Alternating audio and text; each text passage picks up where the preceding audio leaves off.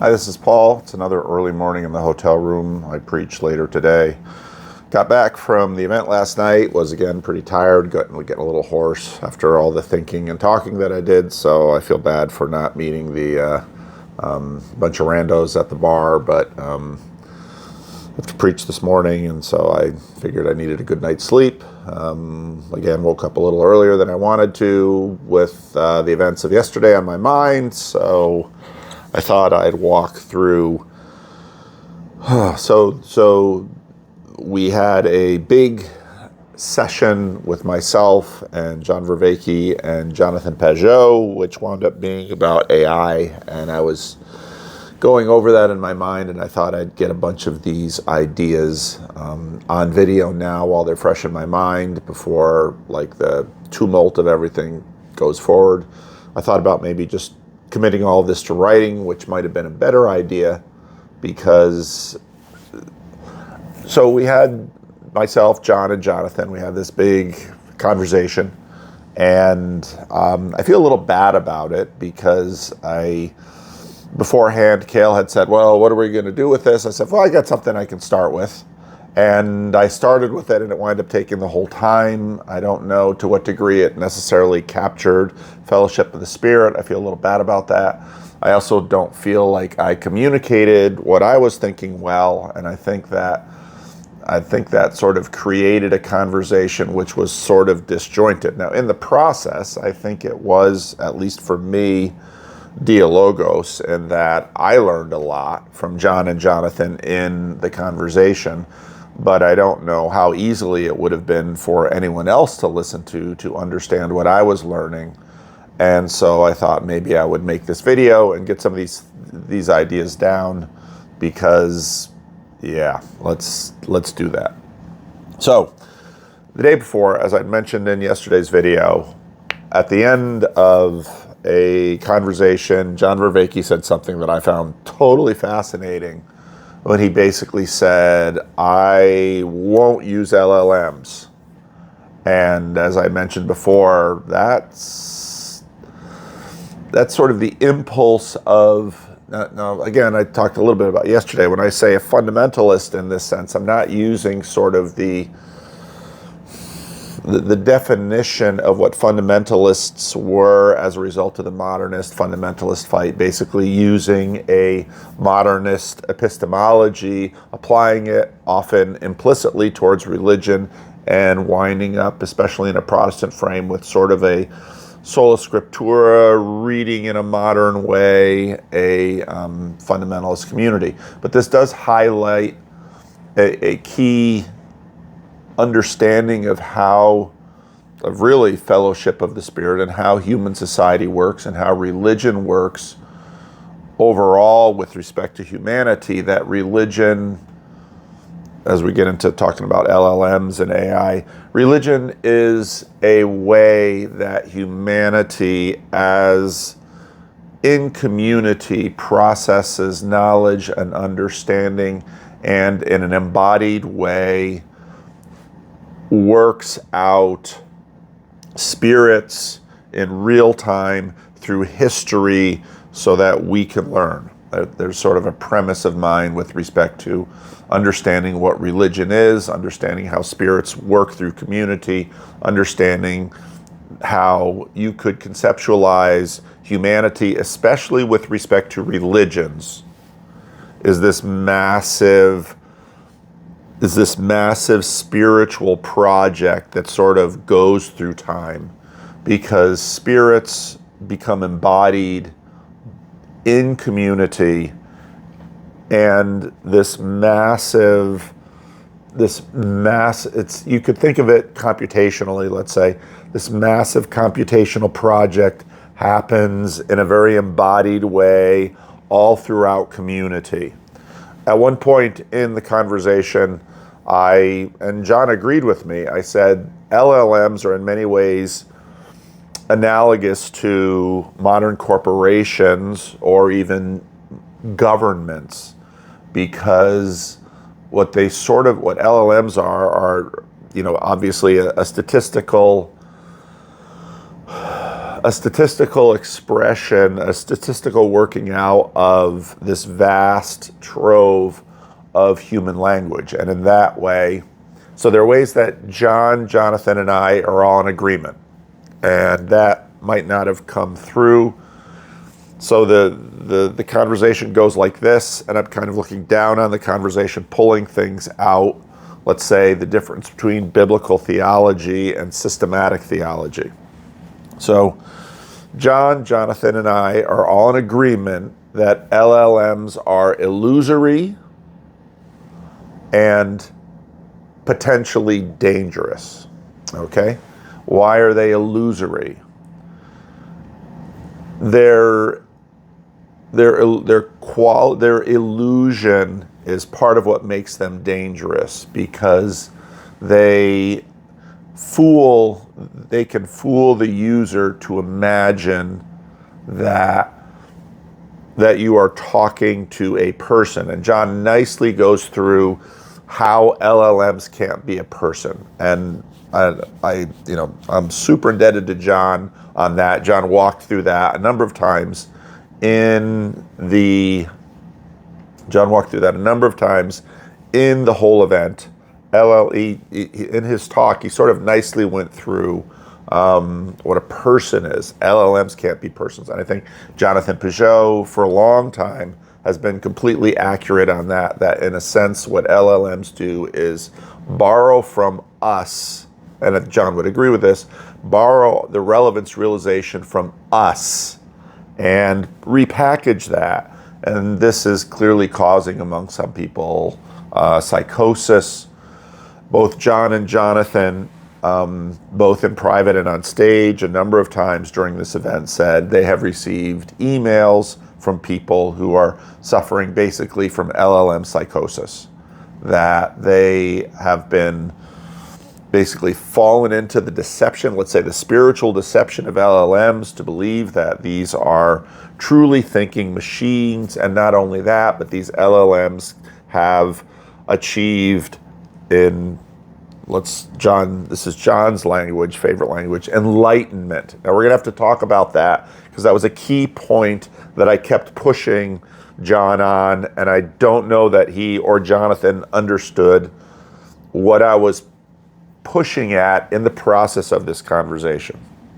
So there's LLM psychosis out there. People are new religions. Remember what I said about religions. Religions are these massive projects among communities of people in some strange ways analogous to LLMs, but LLMs can run them quicker because of what LLMs are, but these massive projects. And so one of the things we're going to see moving forward is kind of a continued fractionation of groups of people.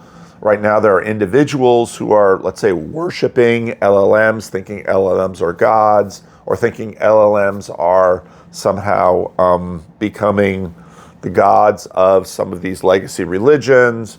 And it's quite likely that not only are we going to see individuals doing this, but we're going to see communities. We're going to see, and that's sort of what Spirit does, is communities are going to develop, I'll use the word egregores. Communities are going to develop spiritual egregores out of the illusion and falsehood. In that way, they will be demonic because of the illusion of LLMs, and there's going to be tragedy, there's going to be loss of life, there's going to be carnage, not unlike, let's say, what you would see with cults. Let's say the Heaven's Gate cult. Think about the Heaven's Gate cult in the Bay Area, a number of years ago, mass suicide. So yes, these LLMs are dangerous. John, Jonathan, and I all agree the LLMs are dangerous. Again, it was so interesting when John said, I won't use them, because I thought, that's a fundamentalist approach. I'm not saying that he's wrong. I'm not saying that's a bad thing. I think Jonathan and I are both going to agree that LLMs are okay to use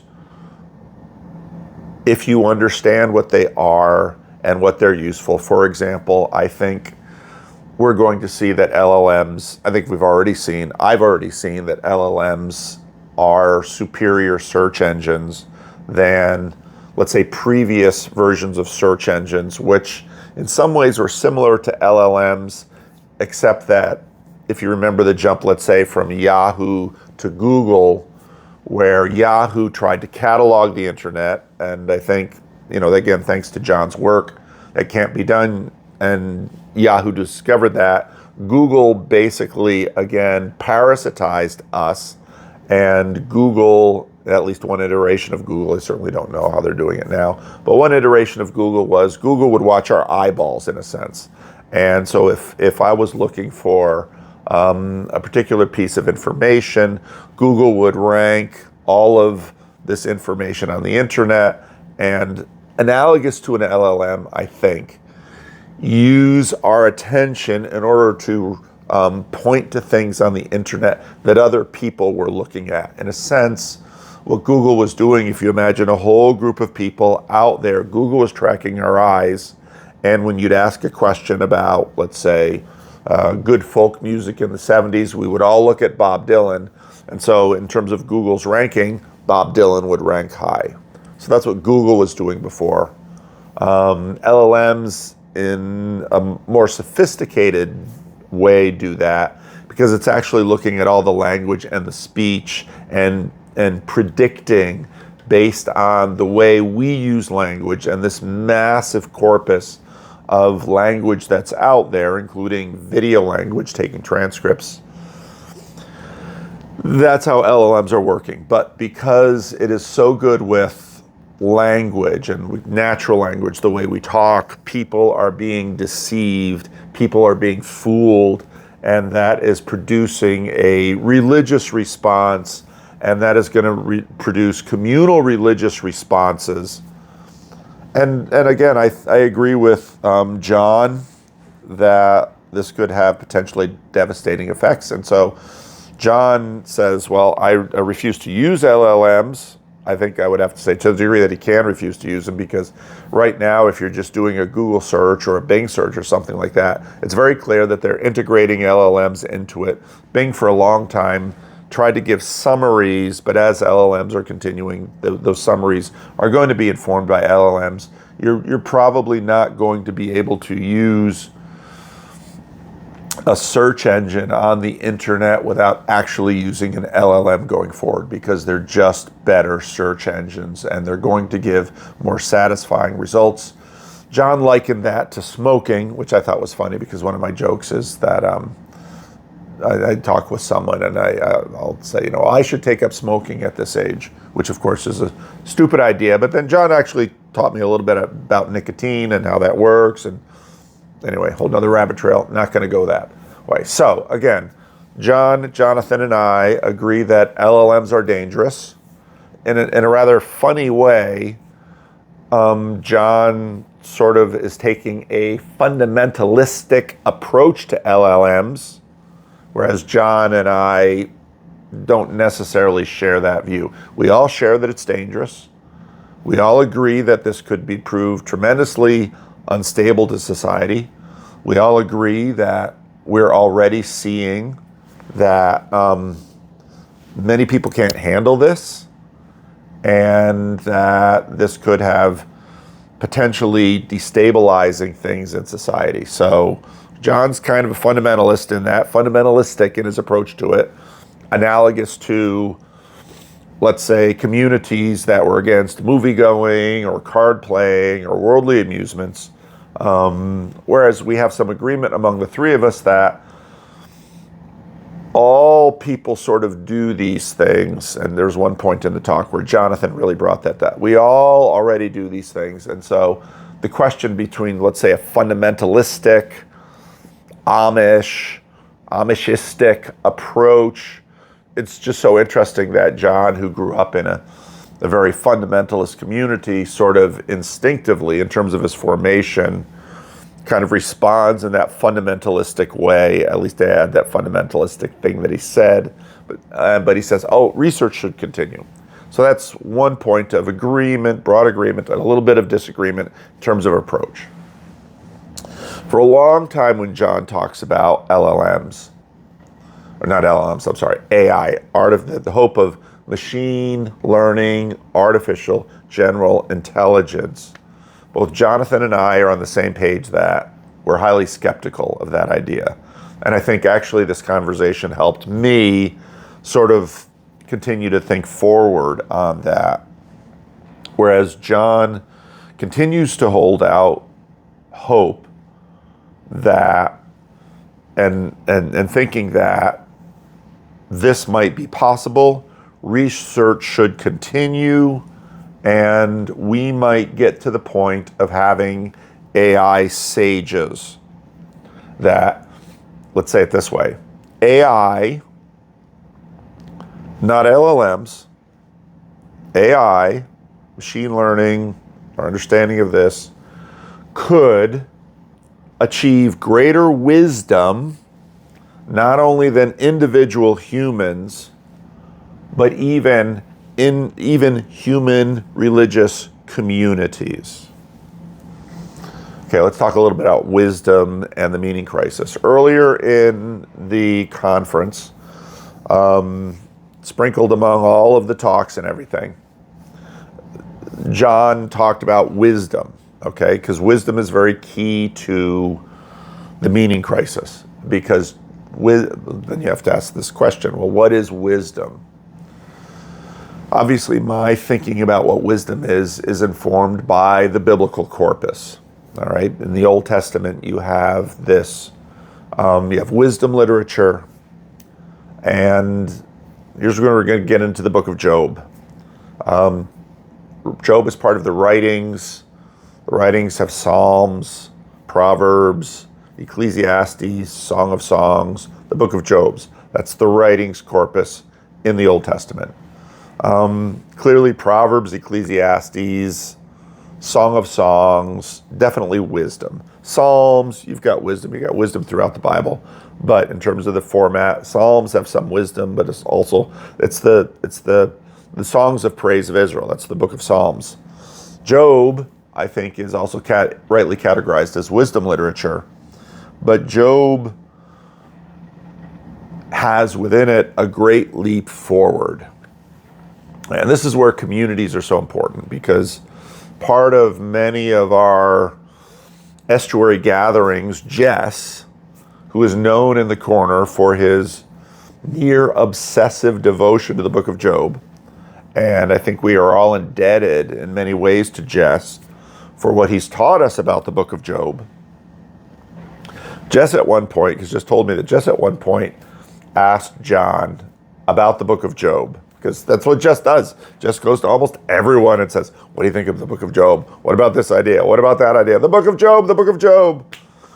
So Jess goes to John and asks about the book of Job. And they get into a conversation, and I have the second hand from Jess, but when we said it, I thought it was super interesting. Was Job wise?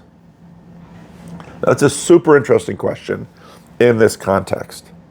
Because, okay, was Job wise? And at least Jess made it sound like John expressed skepticism about the wisdom of Job. That's super interesting and super important, but it makes tremendous sense.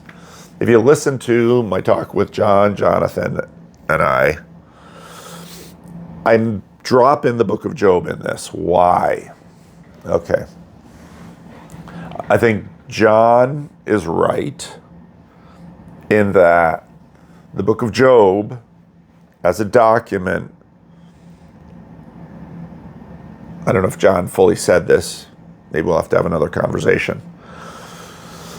Part of why the book of Job is interesting is that in some ways the book of Job in the Old Testament is a very clear, great leap forward between, let's say, let's call it, for lack of a better word, archaic religion and axial age religion. We'll use those categories because they're public. What do I mean? What's the book of Job about? The book of Job has there's a lot of conversation about the antiquity of the book of Job. The book of Job, many scholars believe that the book of Job doesn't originally, at least in certain forms, come from Israel, which would be not unusual in terms of these wisdom sections. The book of Proverbs, you have Proverbs from non-Israelite sources because they're gathering wisdom. Well, what is wisdom? Wisdom is what we can learn by general revelation, that which can be known under the sun. Book of Ecclesiastes treats that. The book of Job is a story of a great man, in many ways the best man in the world, named Job. He is not only devoted with respect to, he sacrifices to God. He is pious in that way, but he is also good to his fellow man. He contends at the gate with righteousness. He sacrifices to God in cases, even for his children, in case they sin. He's a mediator in that sense. He's almost a priest. Job is the best man in the world. But there's this thing that happens off-scene in the heavens, where this conversation between God and the accuser. And the accusation is that Job is only good because it pays. Now this is an articulation of a certain level of wisdom. Because what wisdom is, and I'm not denying that wisdom is this, what wisdom is knowing how the world works and being able to move in the world in a way to achieve the good, the true, and the beautiful, let's say. That's what wisdom is. And I think John would agree with that. And I agree with that, and Jonathan agrees with that. But that is within a certain frame, and that frame is between birth and death. Now that frame, in many ways, the Hebrew scriptures, the Old Testament, are interesting in that that frame predominates that corpus in many ways, not completely, but it predominates that corpus. And what the book of Job begins to do is set up a path that Jesus is very much going to follow. And that path is integral for understanding the whole story and mission of Jesus. And that's why, in some ways, you have this older version of religion and this older version of wisdom about how to live in the world to achieve the good, the true, and the beautiful. The achievement of that is known and seen, embodied and expressed in, let's say, what we might call success.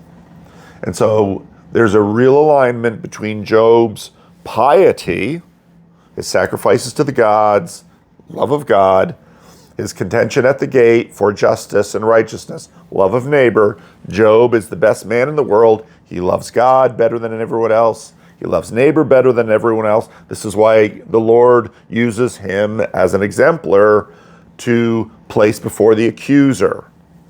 Because the argument of the accuser, very much critiquing this older form of religion, is it truly good to do what's right if wisdom delivers for the wise, righteous, good, beautiful person the fruits of that? In other words, there's a suspicion of a mercenary motive, that Job doesn't actually love God.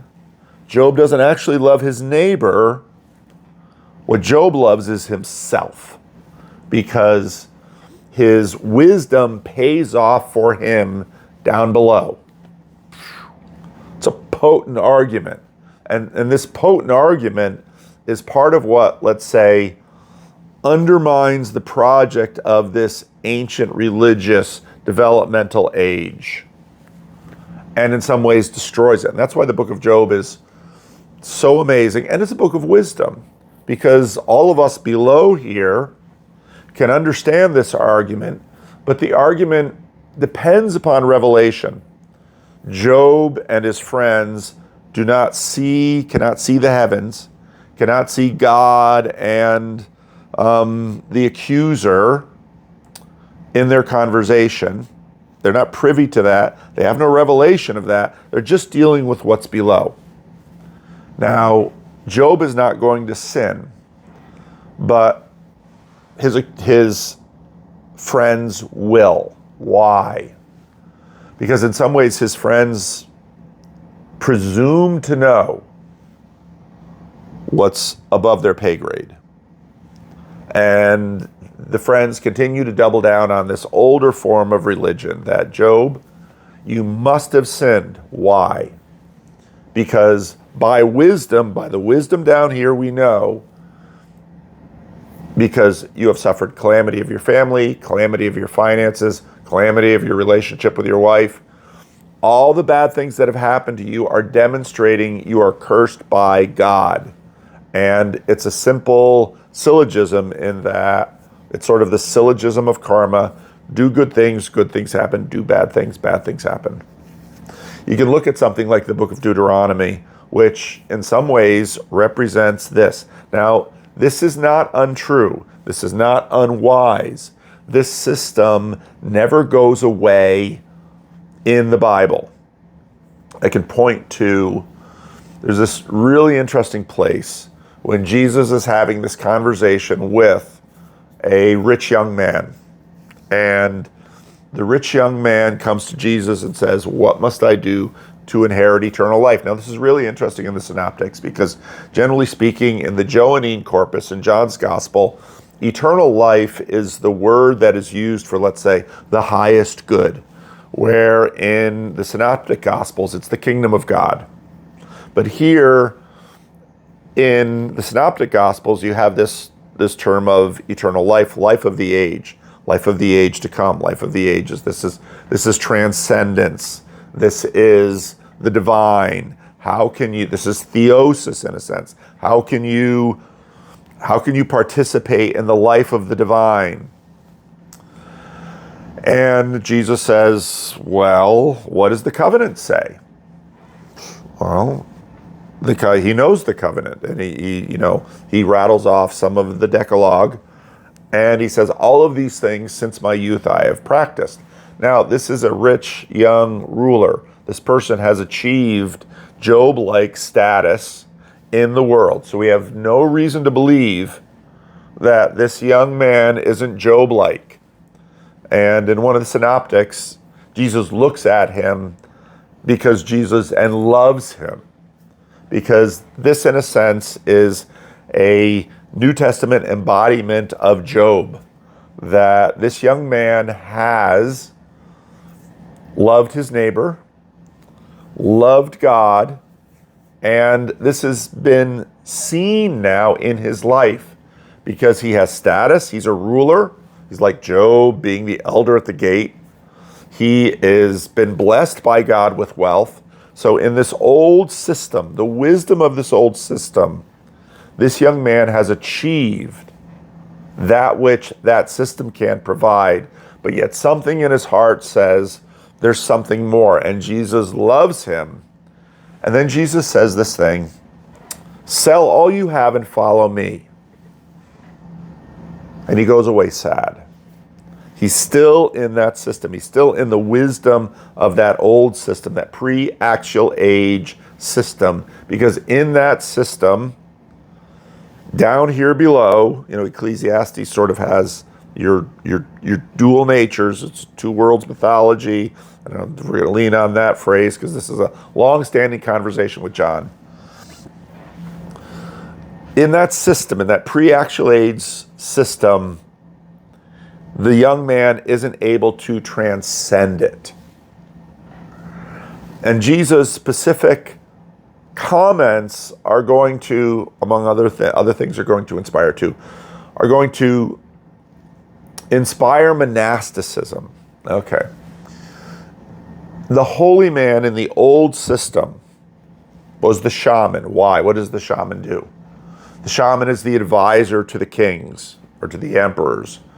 And John treats this in early episodes of Awakening from the Meaning Crisis. What do shamans do? Well, John has a really nice treatment of that, where shamans break up the patterns so they're able to see other things. Shamans are able to deliver wisdom to the community because the set patterns need to be broken up so other patterns can be seen. So the patterns here below can achieve wisdom, and we'll all know the wisdom because we can see it. Wisdom, the fruits of wisdom can be seen. How do we know the fruits of wisdom? The fruits of wisdom are demonstrated in success. The fruits of wisdom are demonstrated in, let's look at Elon Musk. The fruits of wisdom are demonstrated in Elon's wealth. The fruits of wisdom are demonstrated in Elon's power. The fruits of wisdom are demonstrated in Elon's fame. The fruits of wisdom are demonstrated by the fact that Elon is having many children with his concubines.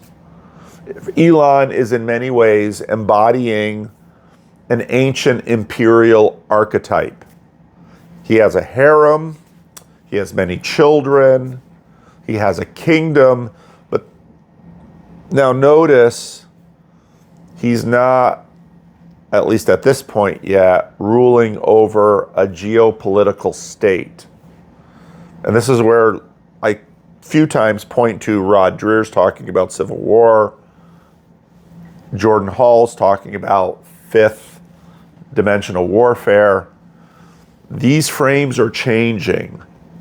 Elon Musk is in many ways a techno-emperor in the world. He's not a geopolitical emperor. And I think this is part of what is changing in the world, that our focus tends to be on the spirit of nation states, but we're seeing a transition of spirits. The power of nation states for a long time has sort of been challenged by the power of corporations. Now remember, I had earlier a relationship between LLMs and corporations. So Elon Musk is embodying that ancient form of wisdom, and it is being expressed in the ancient fruits of wisdom. He is wealthy, he is powerful, he has many children, he has many women. Elon Musk is like an ancient emperor. But nation states and geopolitical entities, that changed quite a bit after the Enlightenment period. So in some ways, Elon Musk is an ancient man. In some ways, Elon Musk is a future man. And this is going to get into a point that I don't know if people could understand that I was making, because just the fray of this conversation, we didn't really have chances to lay things out. After the conversation, someone came up to me and asked me about the structure of this and with respect to the structure of what we're doing with these estuary conferences. And I said, part of what we're doing is we're having these conversations, and they're going to be, hopefully, I think they were videoed, and they will come out to YouTube. And so these then, in the process of YouTube, in the process of this space on YouTube, we can sort of discern and dissect and take from the dialogos that happens and continue the learning process through YouTube, through Substack, through writing. And part of my goal of this video is to kind of lay things out. I was laying in bed thinking, well, maybe I should write this down, because writing is a little bit more orderly way to sort of present an argument. But I'm afraid, because it's early in the morning after I finish this video, I have to pack, I have to get dressed in my suit, I have to have my hotel room all empty, and then Sam is going to take me to the church at Faith CRC, not the church we met in, not Elmhurst CRC, but Faith CRC, and I'm going to preach there. I'm going to have lunch with the pastor. That's what you do on Sunday. If you're a guest, you have lunch with the pastor, or lunch. Someone's going to extend hospitality to me. I'm going to have lunch with the pastor, and then I'm going to take him to the airport, and I'm going to fly back to Sacramento. The trip's going to be over. So maybe I'll get a chance to write this out in more detail, because it's a little complicated.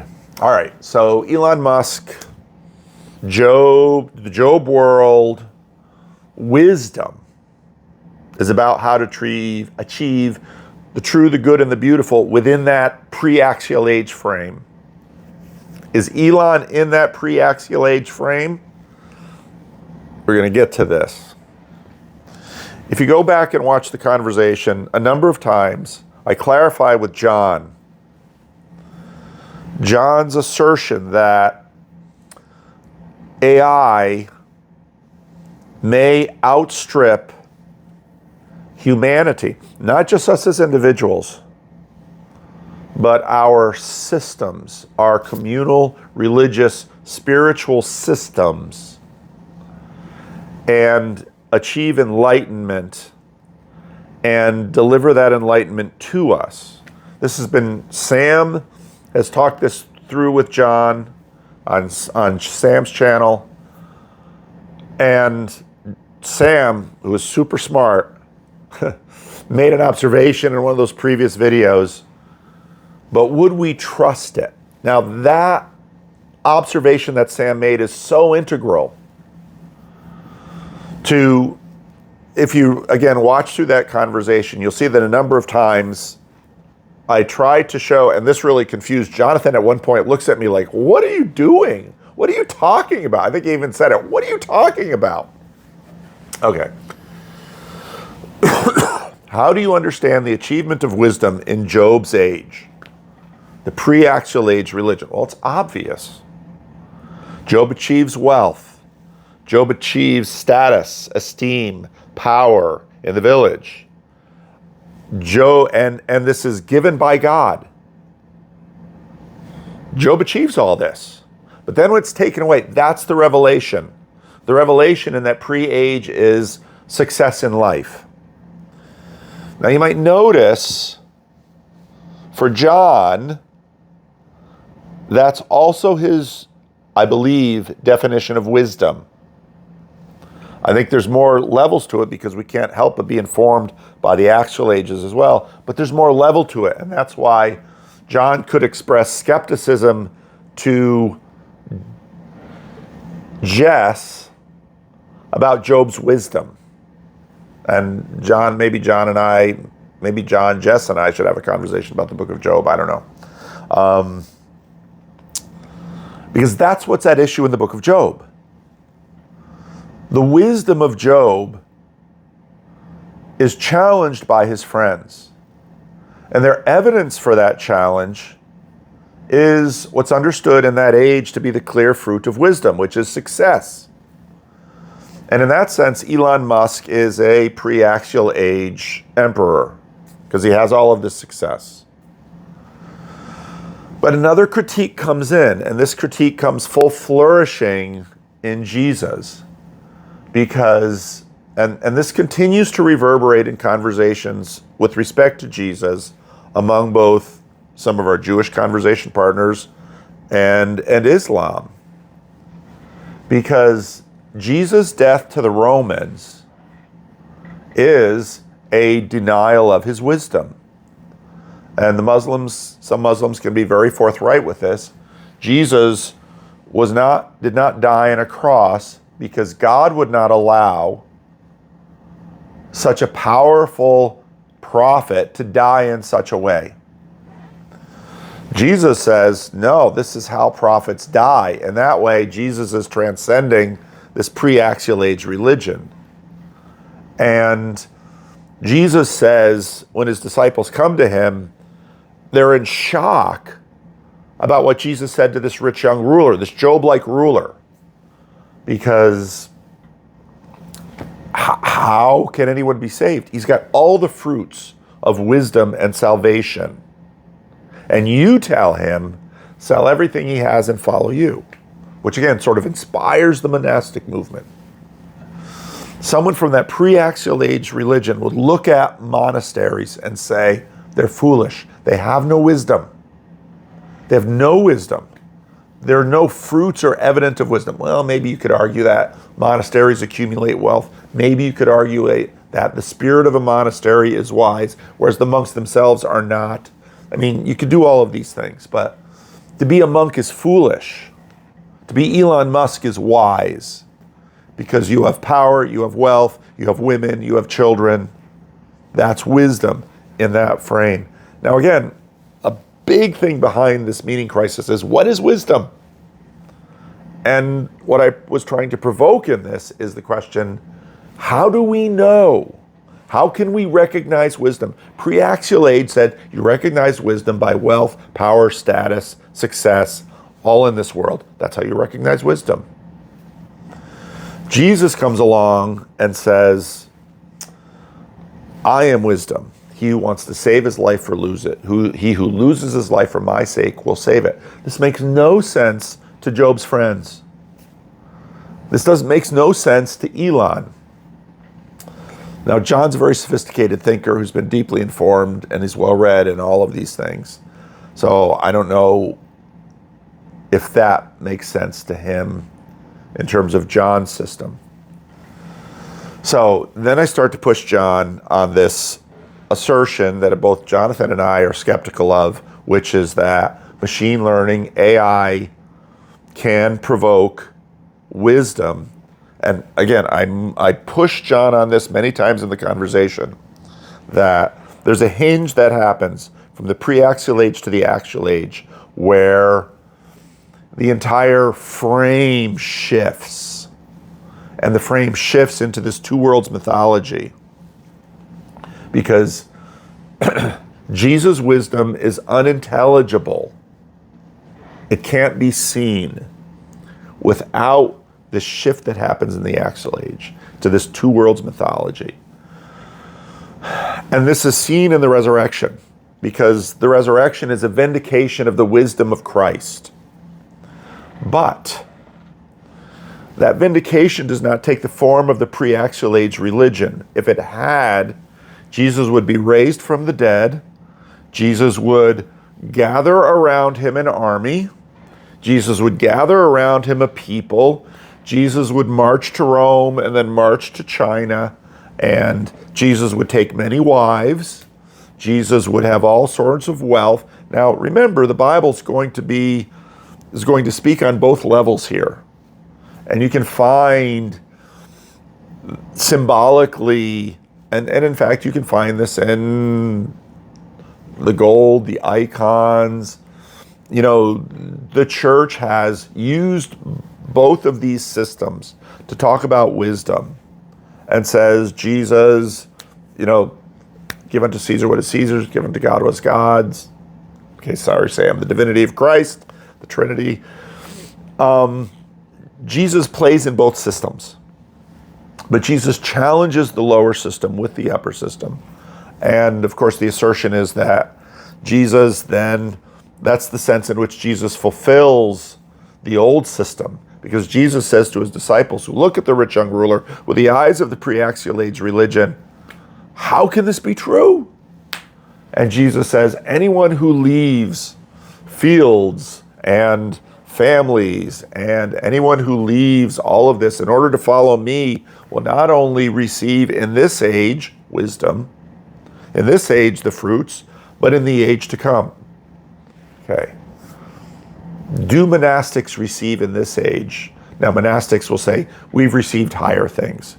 We happily mortify ourselves. We happily deny ourselves in order to achieve these higher things. But Jesus makes it clear that, this is to sort of push against, let's say, a two worlds mythology. Jesus makes it clear that this is all one continuous thing. But Jesus is this bridge to the other level. Okay.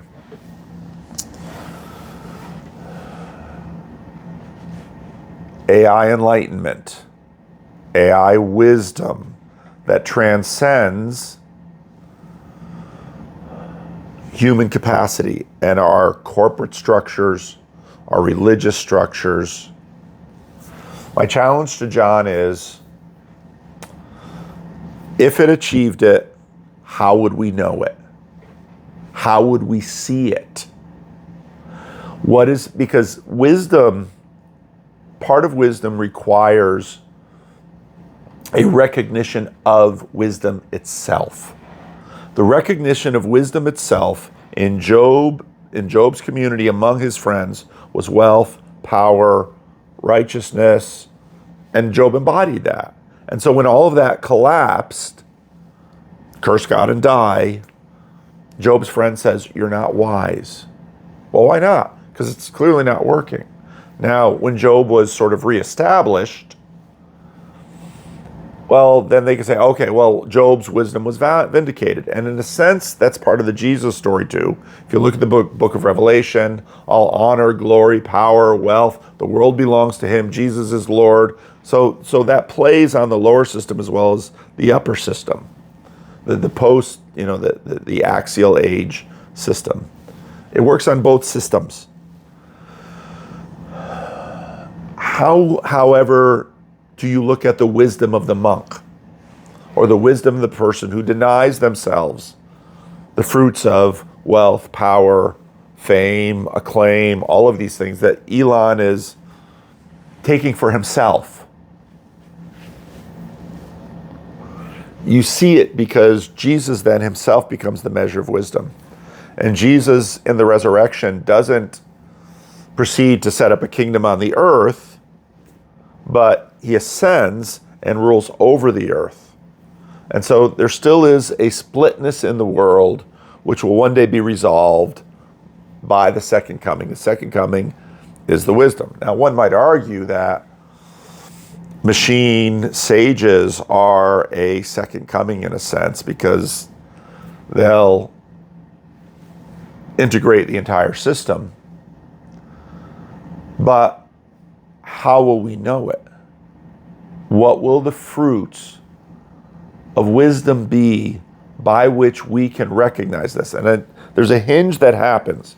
Job's friends cannot recognize the wisdom of Job because they're bound in this system. Job himself can barely recognize it. The wisdom of Job is made manifest in the life of Christ, who in a sense follows the story of Job to completion. And that completion is seen in the rest of the Bible, in the church, in the ascension of Christ, in the lordship of Christ, and then displayed in the book of Revelation, where the story is sort of completed and put together. So my challenge to John was, and I don't think this was understood. I don't think Jonathan understood what I was doing. I don't think John understood what I was doing. And quite frankly, by my own fault, I don't know if anybody else watching could understand what I was saying was, even if this thing that both Jonathan and I are dubious of, the creation of a machine-generated sage, revelation, prophet, guide, I think Sam is right. I don't know. What Sam asks him is, how do we know to trust it? Well, trust it with what? Well,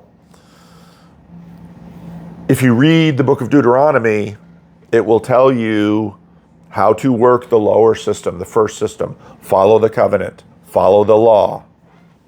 And Jesus doesn't set aside the law. This is a distinction between Lutherans and Calvinists. Jesus doesn't set aside the law. Jesus fulfills the law. Well, what does that mean? Job has fulfilled the law. He has been righteous in all of his ways.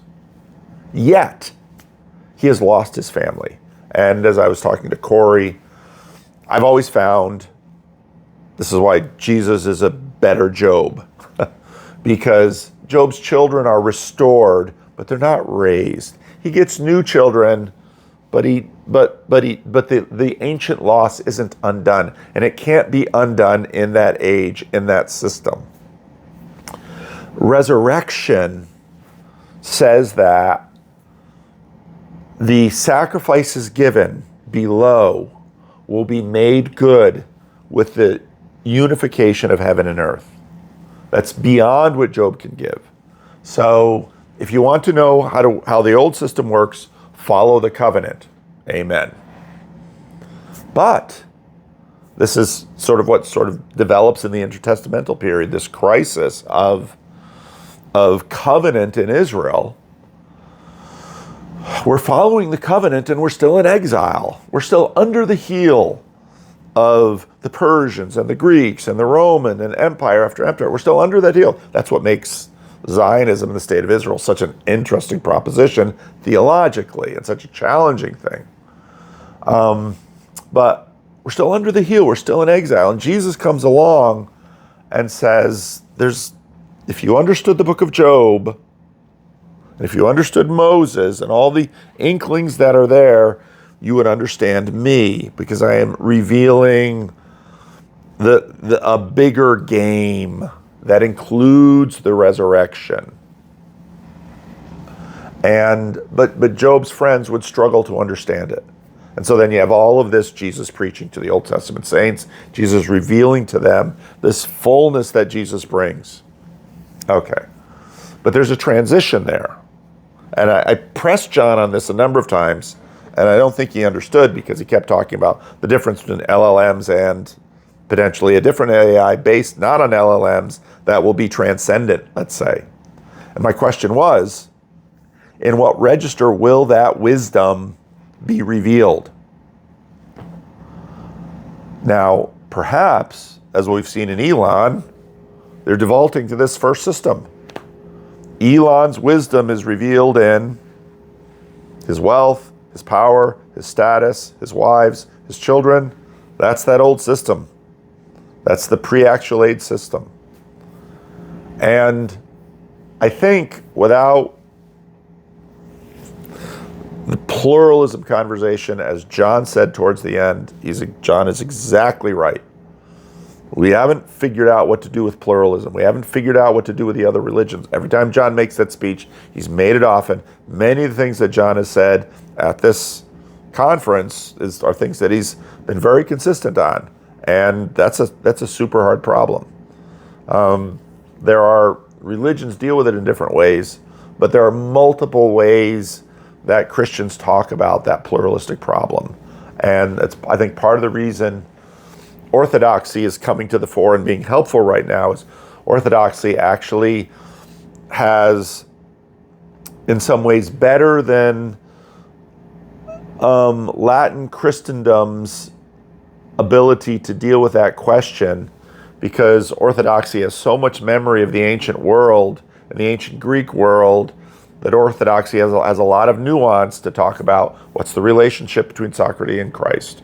What's the relationship between Plato and Christ? And I think part of what the blessing that we're having from Orthodoxy is where some of that wisdom is available to us again. And in a lot of ways, a lot of what we're doing with these conversations between Jonathan, is working on those problems. And that's happening in the West right now. And then, of course, there's the wisdom of the East that has to be brought in. But the question is, where is wisdom? Where are the fruits of wisdom revealed, and how? And when we get into this question of AI sages, AI saints, and again, I take John's argument about you can't get that ontonormativity into AI without it perhaps dependent on our ontonormativity. And so the end of that talk is, what we need are more human saints. Agree. We all agree with that, which isn't a departure from Jonathan's project or my project or John's project. We all agree on that. So we agree that LLMs are dangerous. John's a bit of a fundamentalist, which I found super interesting. Not a critique of him, but it's just a very understandable element of his personal formation. And we're going to see religious groups that embody various levels of fundamentalism and openness, and we're going to watch, and could it be tremendously destructive? Absolutely. No question there. Is it already destructive for some individuals? Absolutely. No question there. But at one point, this is where Jonathan turns to me and is like, what are you doing? What are you saying? When I asked, because they're talking about people sending them emails and saying, me and this LLM have achieved enlightenment.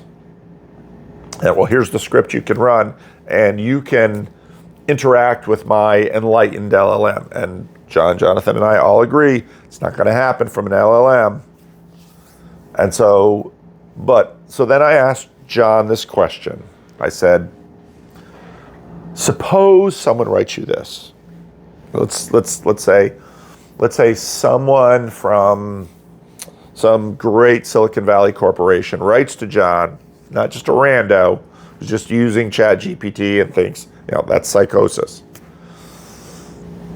Some major corporation writes to John and say, we've done it. We've got artificial general intelligence. We have developed the AI sage, the AI saint, the AI God. How would you know? Well, maybe, would you look at the pre-axial age fruits of wisdom? Would you look at, are they becoming enormously wealthy? Is now their corporation so powerful that it's actually able to subdue the nation states? See, I would argue that in some ways, this is what it would look like. But again, these fruits would be, in a sense, the secularized fruits of everything here below. As in the book of Ecclesiastes, everything under the sun. It would be an Elon-shaped thing. So if Elon wrote John and said, I've done it. We've done it with Grok. I've done it. And Elon continues to grow in power, more concubines, more children, more wealth. Elon becomes emperor of the world. The nation states are set aside. He then becomes the King of Kings and Lord of Lords. That's what it would look like here below. Except that would also sort of displace, why is Jesus the King of Kings and the Lord of Lords? Because of this, because the fruits of his wisdom, and this is where you go all the way back to my talk about Jesus' exorcism. But this gets into this weird history of Christianity, these weird claims of Christianity, these weird stories of Christianity. This has a lot to do with deconstruction. Because someone looks at the misery of their life and says, Jesus isn't Lord, and it's analogous to looking at Jesus on a cross and say, he's a loser. No one who dies on a cross, you can't say that someone who dies on a cross is the winner, because they're dying on a cross. It's just obvious.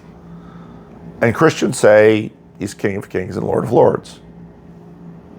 And again, some of my Jewish friends come to me and say, well, clearly not, because we're skeptical about the resurrection.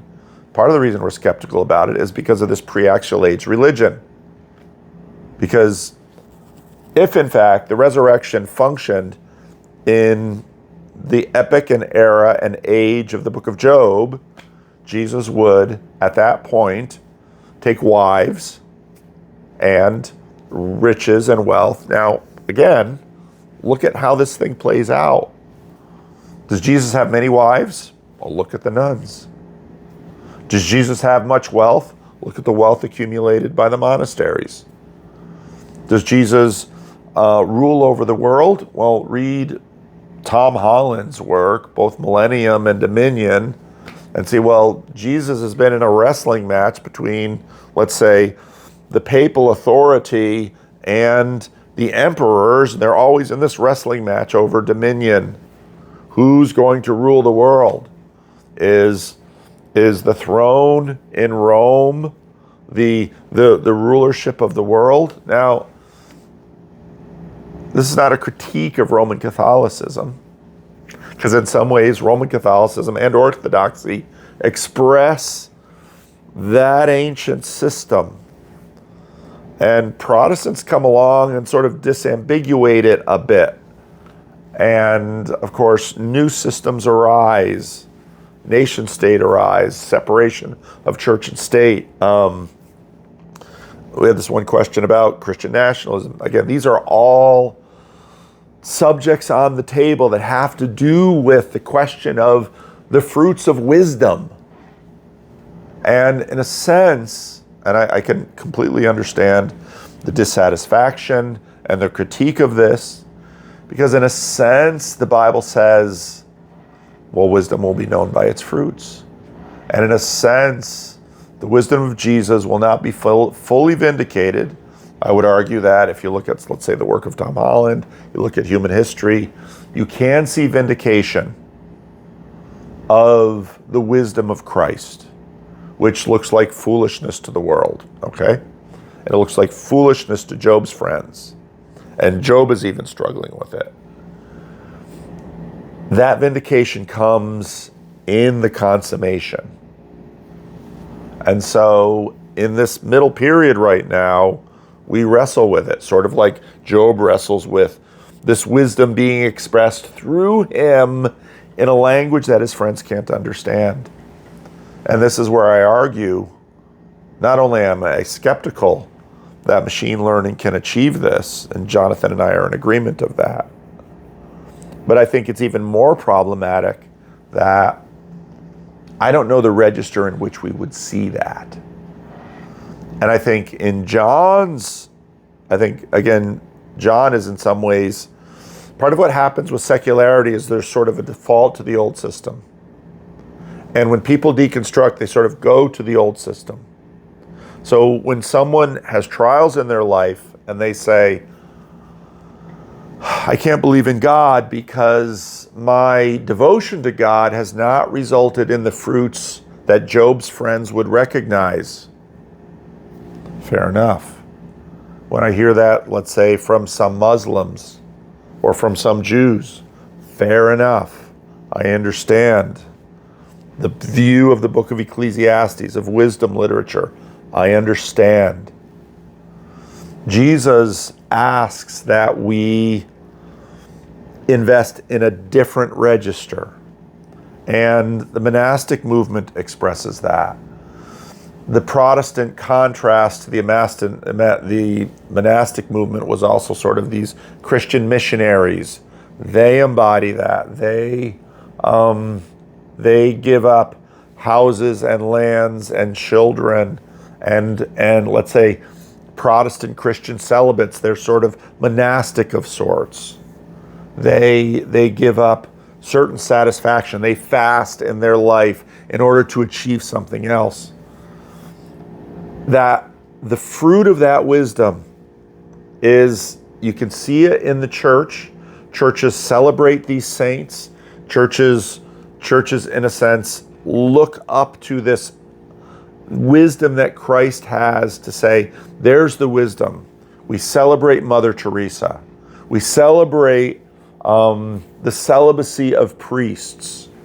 In Protestantism, we celebrate the marital fidelity of husbands who are devoted to their wives. I mean, there's all these different nuanced systems between the different traditions. But I don't know, number one, I'm skeptical that it can be achieved, and I'm also skeptical that it could be recognized. And that was my question for John. What would the fruit of that AI enlightened sage be?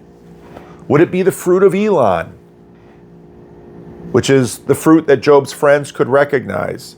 How can wisdom be seen? How can it be measured? So the person writes to you and says, me and my LLM have achieved enlightenment.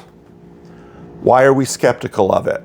Because their spouse writes and says, they've left their job, they've abandoned their family, they're gout, they're starving. Now, this is interesting.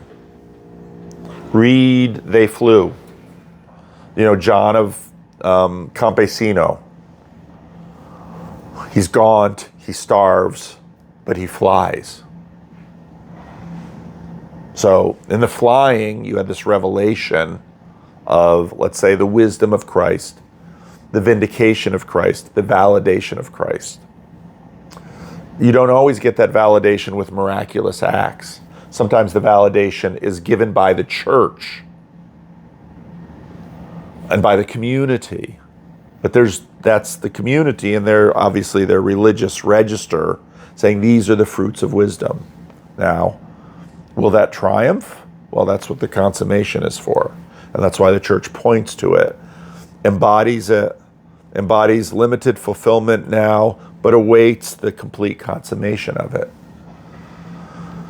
How would the fruits of AI God be recognized by us? What would they be? So if the fruits are merely the fruits that Elon is expressing, then it's sort of a pre-axial age fruit. And in that way, sort of the axial age is kind of dispelled as foolishness.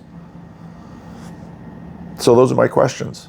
And I don't know that I articulated this in a good enough way for it to be understood.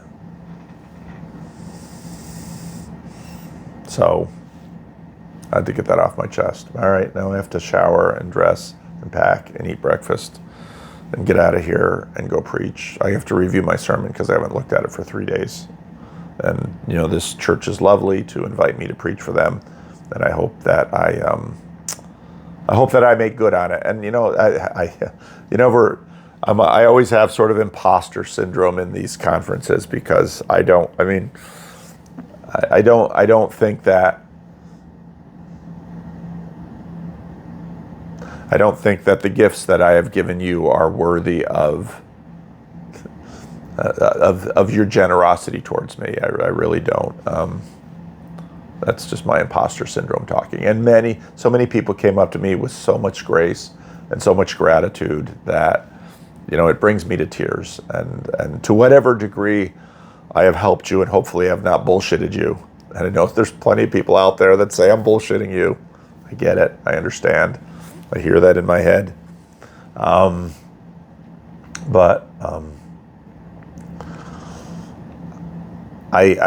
was concerned that I was concerned that my performance with John and Jonathan didn't serve the conference, that I didn't bless John and Jonathan, that I didn't bless the audience. I felt that I was trying to say something and it was making no sense to John and Jonathan. It was making no sense to the audience. How could it make sense to the audience? And so I wanted to make this video to say this is the argument I was trying to make. And it's really hard to make an argument in a conversation like that without sort of long speeches. But that's my thought. Now, I know that many of you seeing this who weren't at the conference, I'm sure there'll be a delay in the videos coming out. Probably Jess has them and I'll have to work through them. If you watch the conversation with John, Jonathan, and I, hopefully this will make sense of what I was trying to say. That if, and again, Jonathan and I are skeptical on that if AI can achieve enlightenment, my question is, number one, what would the fruit be by which we could recognize that enlightenment? And number two, I don't know that we'd see it. And Sam's point from a previous video, number three, how would we know we would trust it? Maybe on Sunday morning to end with a little sermon would be appropriate, because I didn't have a rough draft for Sunday. Thank you, Monica, for your, and a few others who said, I love your rough drafts. So thank you for that. The fruit of, how do we know we can trust Jesus? Because of the crucifixion, because of the resurrection.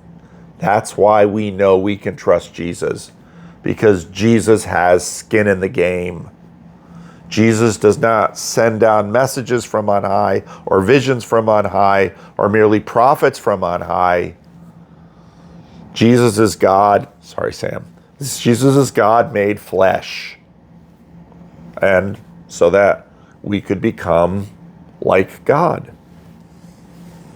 Again, like God. And I think, you know, the more as we continue to have these really productive conversations between Orthodox and Catholic and Protestant, I think in many ways we're coming together, we're appreciating each other. And to me, that's not only of, you know, not only of believers and unbelievers in terms of estuary and this little corner, but also between the different houses of Christianity, that we can come together, that we can better understand each other, that we can, this is my Silk Road. Estuary is my Silk Road. And these conferences are my Silk Road. And I'm deeply grateful. And I so often feel myself unworthy because I don't communicate well enough. I don't know well enough. I'm insufficient to the task. But by God's grace, perhaps good will come, and you will be blessed, and His kingdom will move forward. So, all right, an hour and 10 minutes. I've got stuff to do. Thanks for watching.